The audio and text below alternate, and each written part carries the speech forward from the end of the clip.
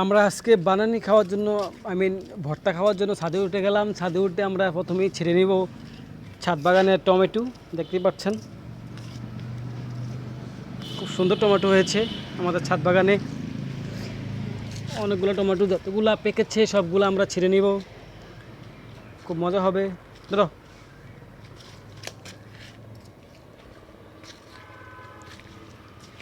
আমরা আজকে আম দিয়ে, টমেটো দিয়ে, শুকনো মরিচ দিয়ে ভর্তা খাবো।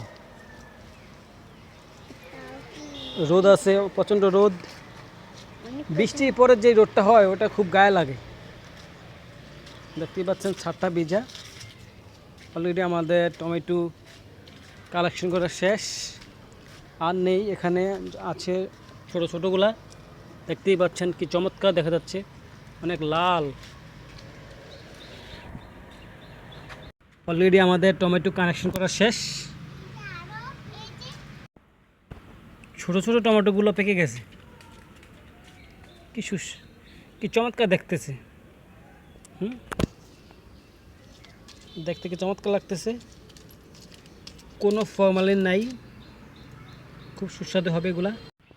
যাই হোক, এখন আমরা আমাদের গাছ থেকে আম পারবো। দেখতেই পাচ্ছেন আম দেখা যাচ্ছে হয়তো।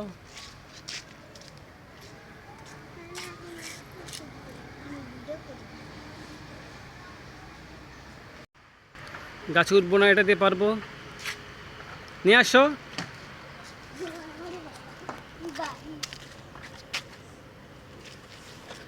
এই যে বগি দিয়ে পারবো।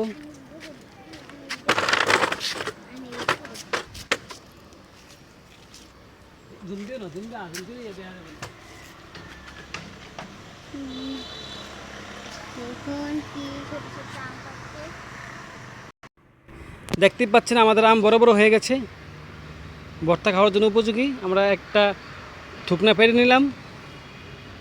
দেখতেই পাচ্ছেন চমৎকার না?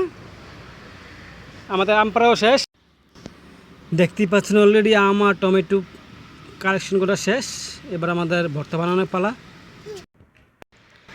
গাছে আরও অনেক আম রয়েছে, আমরা একটি ছড়ায় শুধু পেরেছি। এক ছড়ার মধ্যে 5-7টা হবে।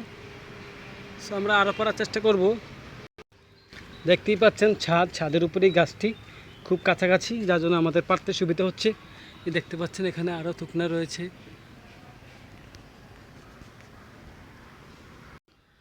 সব কিছুই আমাদের গাছে, নিজস্ব গাছের টমেটো আমাদের গাছের, আমও আমাদের গাছের।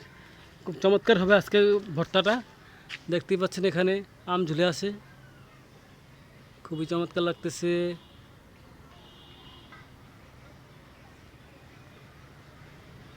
দেখতেই পাচ্ছেন থোকায় থোকায় আম রয়েছে।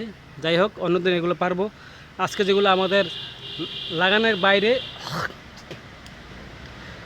বাইরে রয়েছে সেগুলো আমরা পেরে নিচ্ছি। কাছের দিতে সবসময় খেতে পারবো, এই জন্য আর কি সাথে পড়বে, এই জন্য আমরা পারতেছি না। যাই হোক, আজকের জন্য এখানেই সমাপ্তি আজকের ভিডিও। সবাই ভালো থাকবেন, সুস্থ থাকবেন। আবার অন্য আরেকটা ভিডিও আপনাদের সাথে দেখা হবে।